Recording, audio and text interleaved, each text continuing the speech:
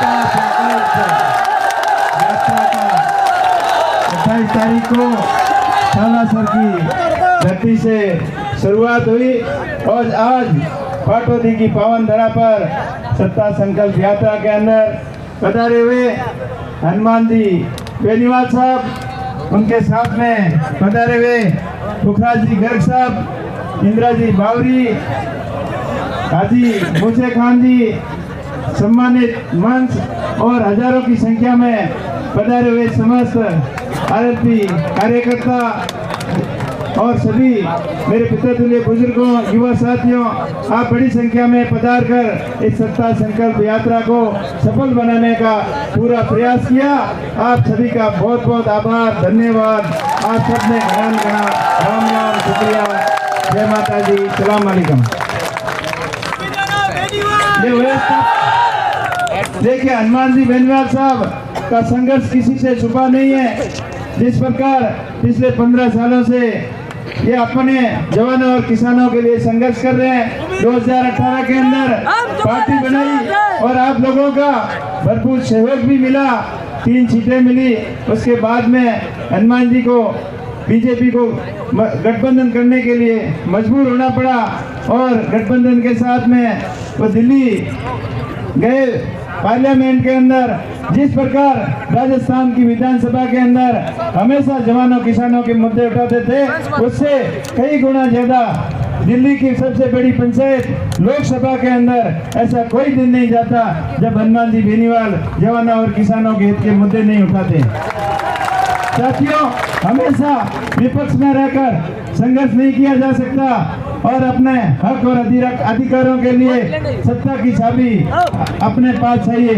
इसलिए ये सत्ता संकल्प यात्रा का आगाज जो हुआ है, अब पूरे राजस्थान के अंदर यात्रा चलेगी और इस बार पूरी राजस्थान की जनता ने व्यवस्था परिवर्तन का मन बना लिया है और आप सब उसके अंदर दिन रात लग जाएं और आरएलपी पार्टी को मजबूत करें ताकि कांग्रेस और बीजेपी का जो ये मिलाजुली का खेल है, ये मिलाजुली का खेल खत्म हो सके। साथियों, जब चुनाव नजदीक आते हैं, कई हिंदू मुस्लिम की बातें करते हैं, कई जाट राजपूत की बातें करते हैं, लेकिन मैं आपको इतना ही कहना चाहता हूं कि अपन सदियों से साथ में बैठे हैं। आपने कभी ये विचार किया अपने मन में, जब हमेशा भाई की तरह रहते हो, लेकिन जब चुनाव आते हो एक दो महीने के लिए आपस में तनातनी हो जाती है, ये क्यों होती है? ये सिर्फ और सिर्फ राजनीतिक पार्टियों के अपने स्वार्थ सिद्ध करने के लिए होती है। इस चीज का आपको पूरा ध्यान रखना है। 36 कौम के लोगों को साथ में लेकर आरएलपी पार्टी को मजबूत करना है। पिछले चुनाव के अंदर अब बाइतू और गिड़ा के अंदर आरएलपी की स्थिति मजबूत थी और पाटौदी के अंदर हमारी खुद की गलतियां रह गई। हाजी साहब जैसे लोगों से हमने संपर्क नहीं किया और संपर्क कर नहीं पाए, कम समय था।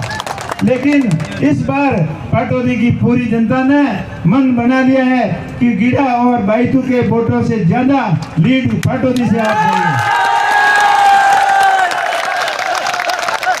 आपने सूरत की सरकार को देख लिया, चाहे लाइट का मामला हो, चाहे पानी का मामला हो, चाहे सड़क का मामला हो, चाहे शिक्षा का मामला हो, चाहे चिकित्सा का मामला हो।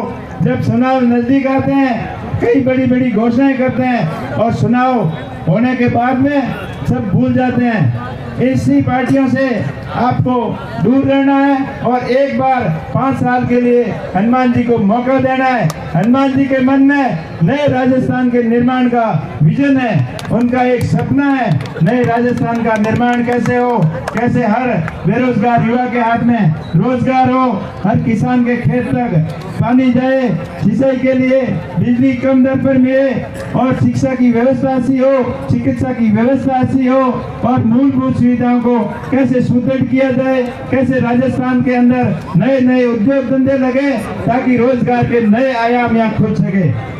इतने साल पूर्ववर्ती नेताओं ने कभी ये नहीं सोचा कि इंडस्ट्रियल डेवलपमेंट राजस्थान के अंदर करना चाहिए।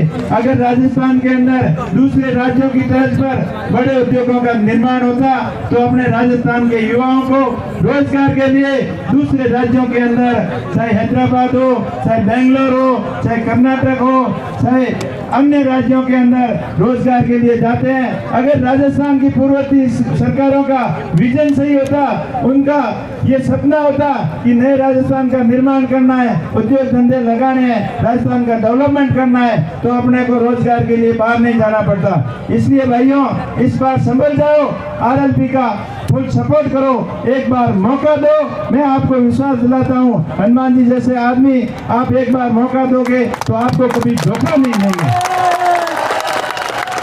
अपने यहाँ रिफाइनरी आई, बहुत लोगों को आस लगी कि अपने को यहाँ बड़े रोजगार मिलेंगे, बड़े उद्योग धंधे के लगेंगे, लेकिन रोजगार तो दूर गए। अपने 28 किलोमीटर की बाउंड्री बनने से या रिफाइनरी के आसपास के 15 गांव के रास्ते बंद हो गए, वो अभी तक नहीं बढ़ पाए। इससे बड़ी कोई शर्म की बात नहीं हो सकती।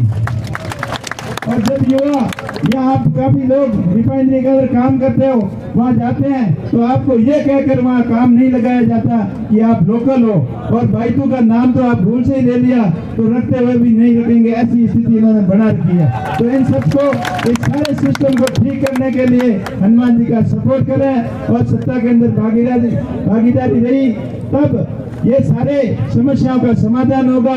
स्थानीय लोगों को 80% रोजगार भी मिलेगा, गाड़ियों का जो कम किराया मिलता वो किराया भी ज्यादा मिलेगा, और स्थानीय लोगों को रोजगार के अंदर प्राथमिकता दी जाएगी, और पेमेंट के अंदर भी कोई भेदभाव नहीं होगा। इस चीज का मैं वादा करता हूँ आपसे।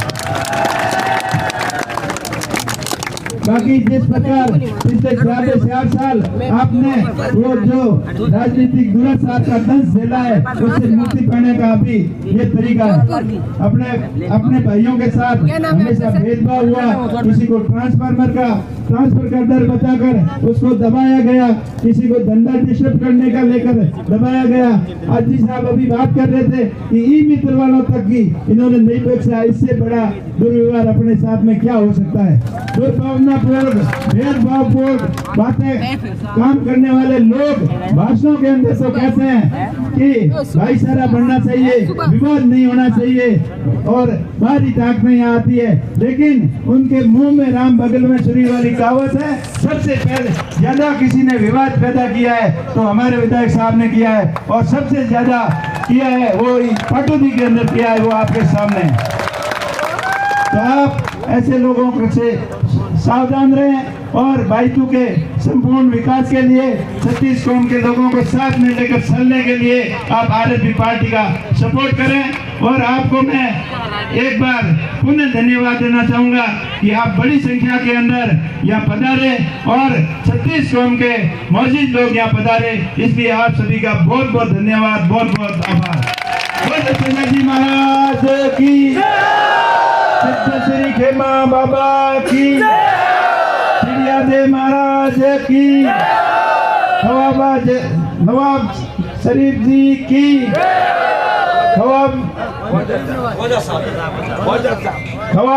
ख्वाजा साहब की, सभी देवी देवताओं की